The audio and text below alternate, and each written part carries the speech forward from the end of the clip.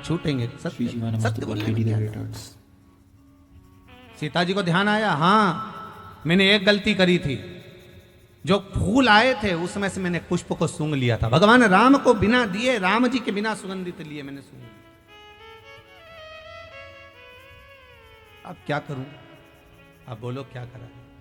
देवऋषि नारद ने कहा, माता जानकी एक काम करिए, अब तुलसी के पत्र को कहिए कि कमल के पुष्प की जो सुगंध ली है उसको छोड़कर अगर मैंने पति की सेवा में कोई कमी रखी हो और उनसे कोई चीज बिना दिए मैंने समर्पित कर ली हो, बिना दिए मैंने अगर ग्रहण कर ली हो, तो मेरा ये तुलसी का पत्र अगर ऐसा हो तो अवश्य लगे। अगर कुछ रह गया हो, कमल के पुष्प की सुगंध के सिवाय अगर मैंने कुछ रह गया हो। सीता जी ने विनती करी,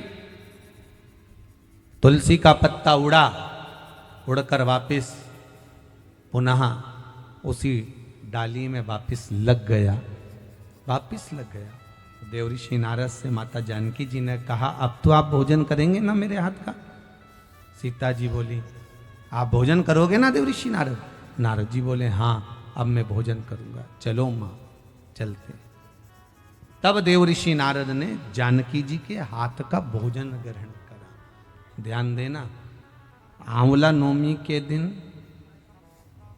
आंवले के वृक्ष की पत्ती मत तोड़ना। जिस दिन माता तुलसा का स्मरण कर रहे हो, द्वादशी तिथि हो, चतुर्दशी तिथि हो, संक्रांति हो, आदिक जो तिथियों का वर्णन करा गया है विष्णु पुराण आदिक में, उन तिथियों को तुलसी का दल मत तोड़। अब आप लोग कहोगे गुरुजी वैकुंठ चतुर्दशी आएगी, तो उस दिन तो आप बताते हो कि हरिहर मिलन होता है। रात्रि को 12 बजे से लेकर सुबह 4 बजे तक शंकर भगवान पर तुलसी चढ़ती है, वर्ष में एक बार। और भगवान लड्डू गोपाल पर, शालिग्राम भगवान पर बेलपत्र चढ़ती है। उस बेलपत्र और तुलसी को सुबह 4 बजे से पहले पहले शहद की शीशी में रखा जाता है। और उस शहद को जो बच्चा माइंड से कमजोर होता है, बुद्धि से कमजोर होता है, जो पढ़ने में कमजोर होता है, जिसका विवेक काम नहीं करता, कोई कंपटीशन एग्जाम उसका निकल नहीं रहा होता है, तो 1 महीने उस बच्चे को वो शहद चटाया जाता है, तो बच्चा विद्वान हो जाता है। माता पिता को कहना नहीं पड़ता कि पढ़ने बैठ, पढ़ने बैठ, पढ़ने बैठ, बच्चा खुद पढ़ता है। माता पिता नहीं कहते फिर कि पढ़ने बैठो, वो खुद पढ़ेगा। तो वैकुंठ चतुर्दशी के दिन आप कह रहे हो कि चतुर्दशी के दिन तुलसी नहीं तोड़ना चाहिए, द्वादशी के दिन तुलसी नहीं तोड़ना चाहिए, तो फिर वैकुंठ चतुर्दशी के दिन जो चढ़ाना है, 1 दिन पहले आप उसको रख लो संजोकर। शिव महापुराण की कथा तो यहां तक कहती है कि अगर आप सोमवार का व्रत करते हो, संकट सोमवार का व्रत करते हो, 16 सोमवार का व्रत करते हो, और आप सोमवार के दिन अगर बेलपत्री के वृक्ष से बेलपत्र तोड़ रहे हो, तो उसका भी दोष है महाराज, उसका भी दोष है। 1 दिन पहले तोड़ो। Please like and subscribe to my YouTube channel KD the Great Arts. Shri Shivaya Namastubhyam Har Har Mahadev. Shri Shivaya Namastubhyam KD the Great Arts. कई लोगों की तो आदत रहती है, आज सोमवार है आज ही पत्ती तोड़वाएंगे, उसका दोष लगता है। भगवान, कई लोग कहते हैं महाराज जी, एक माता जी ने लिखकर भेजा था, व्हाट्सएप पर भेजा हुआ था समिति के, कि गुरुदेव हम सारे उपाय करते हैं, इसके बाद भी हमको तकलीफ क्यों रहती है? कारण क्या है उसका? उसका कारण कोई दूसरा नहीं। देवताओं पर कभी दोष मत देना, कारण हमारा अपना होगा कि हम, हमारा कार्य क्यों नहीं हो रहा, उसका कारण हम खुद हो सकते, हम खुद हो सकते।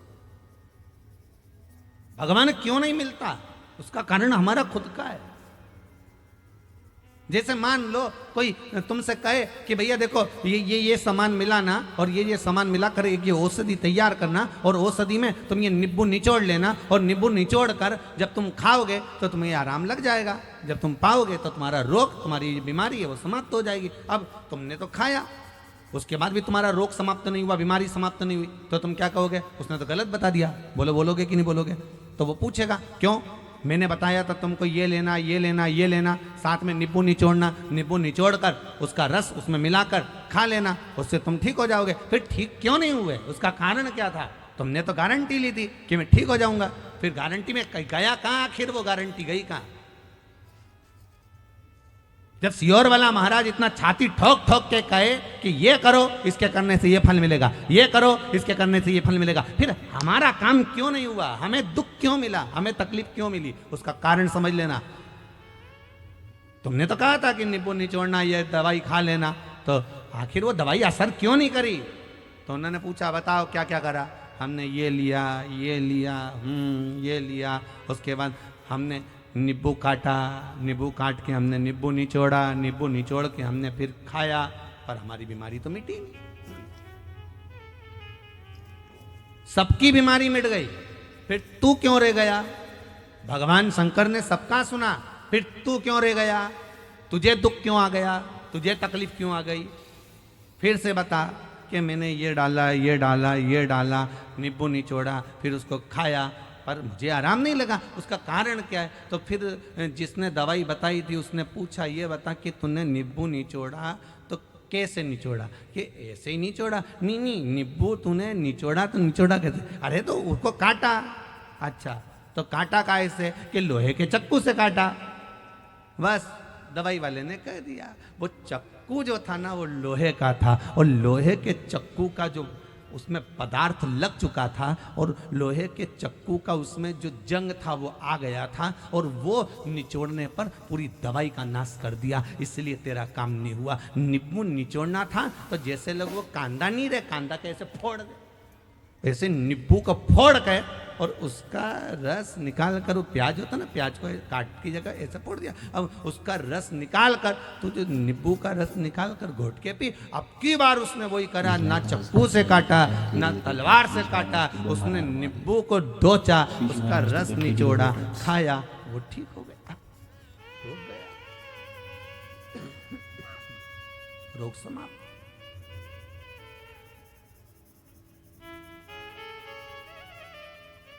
अब गलती इसमें बताने वाली की थी क्या? जम के तो बोलो, बोलो तो थी। गलती किसकी थी? अपनी। उसने कहा था नींबू निचोड़ना, इसने चक्कू से काटा। लोहे के चक्कू का भाग पदार्थ जंग उसमें लग गई, उसका असर दवाई का खत्म। गलती हमारी। आप आए नहीं और सुबह हो गई, मेरी पूजा की थाली धरी की धरी रे गई।